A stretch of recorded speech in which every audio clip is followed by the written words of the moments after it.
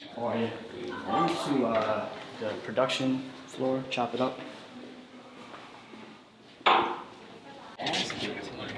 Yeah, a lot of people say they were on Wall Street, but they weren't. Yeah, they just worked at a bank. Or they worked in Bryant. I'm like, bro, I've read investment. All intro. How you feeling, bro? Good, man. I'm in my element with some really good people, with a really good situation. Yo, we need a live audience. Let's do it.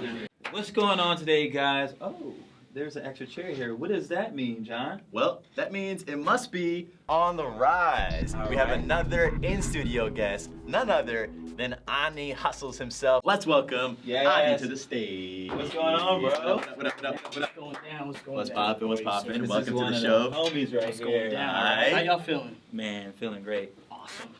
So let's get into it.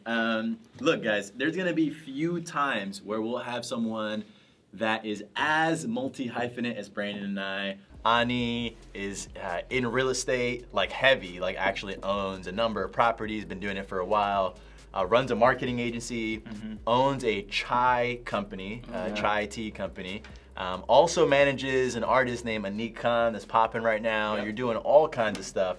It's great to have you on the show, my brother. Thank you, guys. So we got a lot of stuff to chop it up on. Thank you. I'm grateful to be here. You guys are killing it.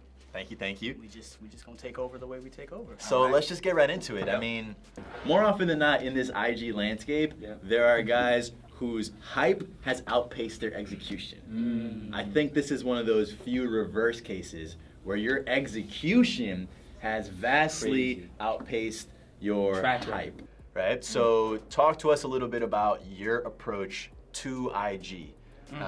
Like, you create content, and I feel like you straddle this line. Like, you like to put out content, but you also don't like necessarily being kind of front of camera. So break that whole thing down for us. That's a great question. I think for me, it's all about documentation, you know, and we're all on our respective journeys. And for me, it's just like, how can I document the most authentic experience? Because in a world of hucksters and, you know, not name no names, but certain people, it's really important to show people what the reality of entrepreneurship is like.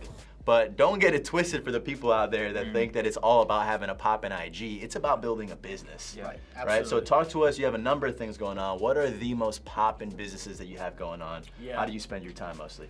I'm gonna just backtrack real quick to give you kind of like the seed of where entrepreneurship started for me. And it's, again, private jets and Ferraris is the cute thing, but for me, Very cute. It was two things. I remember when I was like 8, 9, 10 years old, every year my father would get laid off right before the holidays. And my family would be, you know, hopeless, like we'd have no hope, we'd be scared. And I just remember sitting there as a kid like, is this life? You know, there's somebody in the office somewhere who signs a piece of paper, my dad's out of work, and we just have no control of that.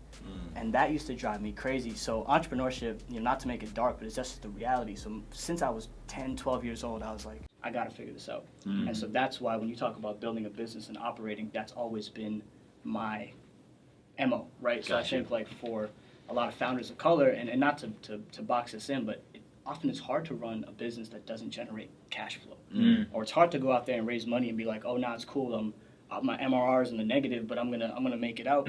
We're talking about that today. A lot of times that's not a reality for us, right? Because we have family to take care of, we have real situations to handle, and for me, I've just always been an operator. What are the key ways to use these mediums, not to get caught up in them, but to use them to your benefit so you can build a business, use them as a tool?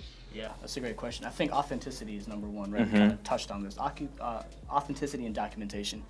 Documentation, let's call it that. I'm making it up, but I think that's the core value number one. And I think the second thing is also paying it forward. You know, all of us, I think, are extremely blessed and extremely, you know, lucky to be in where we are. I mean, we put in the work, but there have been people who've taken chances on us.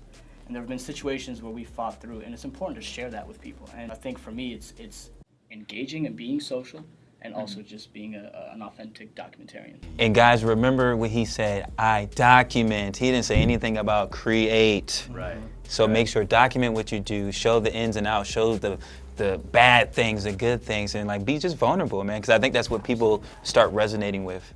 Facts. All right, guys, that was a great conversation. I need to appreciate you coming through. That's love, brother. We love having people on the show. Until next time, peace. That was clean. Let's go. Bye. If every 2 weeks could be like this, we could. It should be.